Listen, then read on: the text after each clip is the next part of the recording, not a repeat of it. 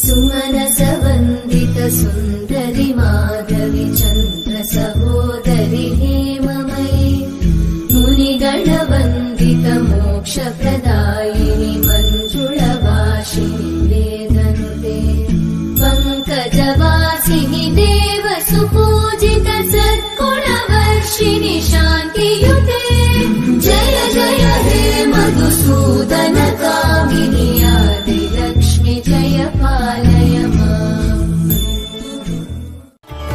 नमस्तेऽस्तु महामाये श्रीपीठे सुरपूजिते शङ्खचक्र गदाहस्ते महालक्ष्मी नमोऽस्तुते। महालक्ष्मी नमोऽस्तुते महालक्ष्मी नमोऽस्तुते महालक्ष्मी नमोऽस्तुते महालक्ष्मी नमोऽस्तुते।